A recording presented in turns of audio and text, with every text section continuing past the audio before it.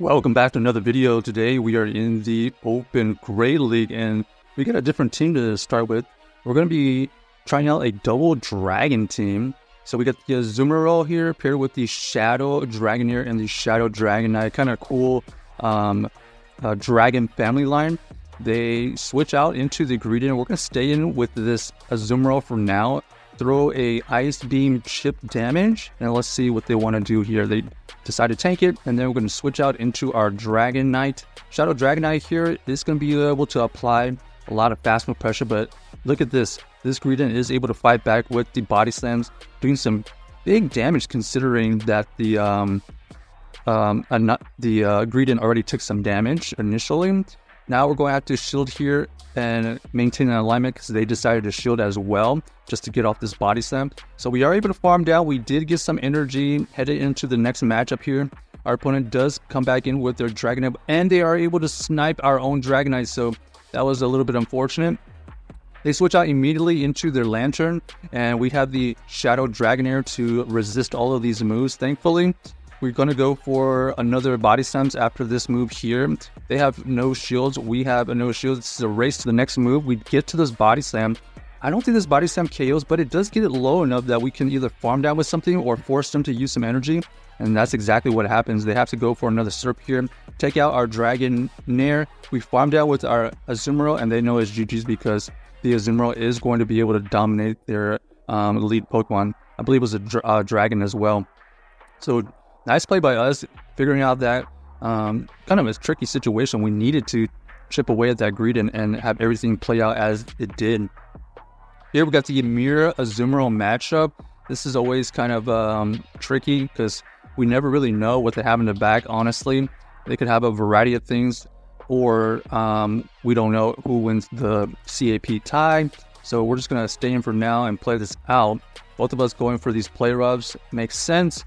Only thing we know so far is that our Azumarill has 0 attack, so most likely not going to be able to win the CAP tie here unless they're running a 0 attack Azumarill as well. They decided to switch out into the Skeleturge, and that is exactly what we wanted.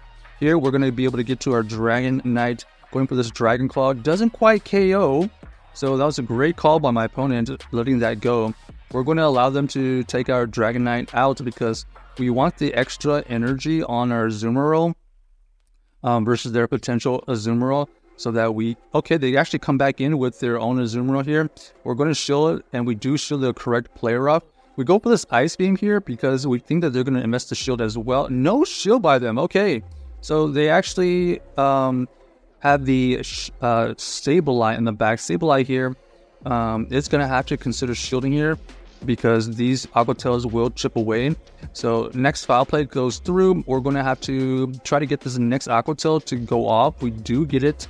So this is going to commit a last shield from our opponent, or it's going to get the KO. They decide to use both their shields on their Sableye. And now we have an opportunity to win the game. We have some energy on our Azumarill.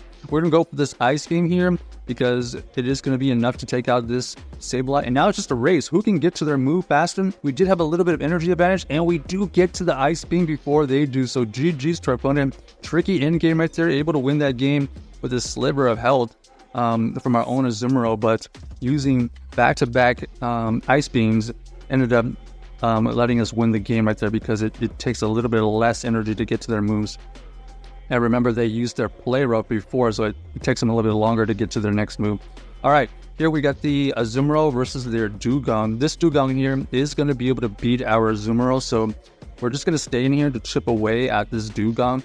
They go for the Icy Wind, which is the right play to basically debuff all of our attacks, and it takes us so long to get to these play roughs that now they're going to be able to win this game. Sorry, this matchup right here.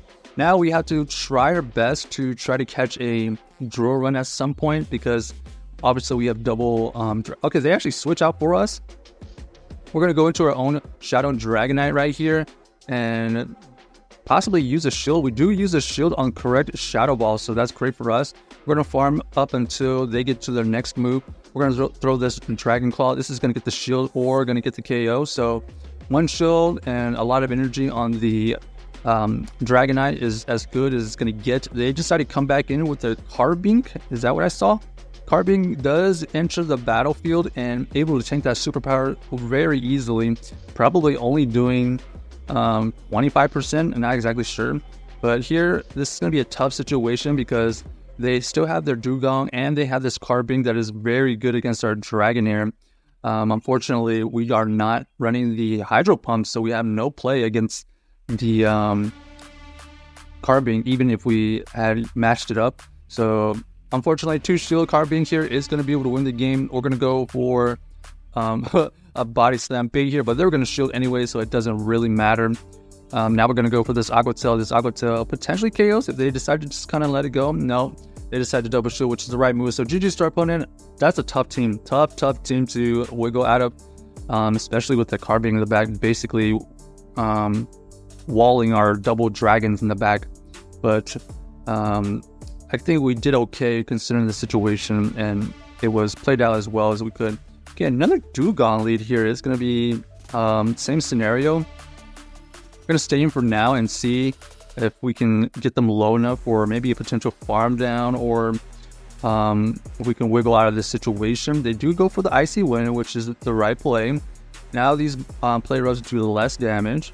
Here we're going to try, okay, a little bit of lag right there, but we're going to have to tank this move anyways. They go for another Icy Wind. Okay, double Icy Wind is definitely going to guarantee that they're going to be able to win this lead matchup. So we're going to try to catch a move, I believe. So here we go for it. We're going to try to catch potential Drill Run. Let's see if we catch the right move. No, they go for the Icy Wind again. Yikes. So that was a little bit of a risky play. Ended up not working out for us.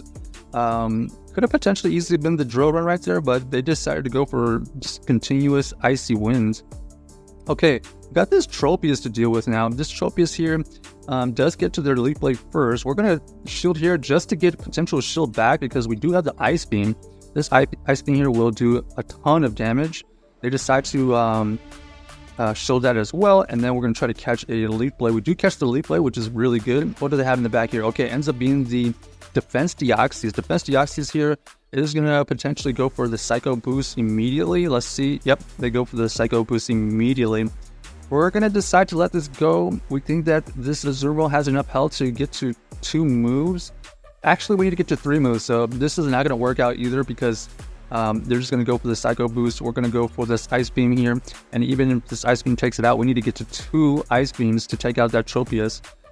Okay, and then we try to farm down and have enough energy for their Tropius, but that was just a too tanky of a backline right there to overcome. In fact, the whole team was very tanky. Dugong, Defense Deoxys, and that Tropius, very, very, very tanky, very difficult to beat.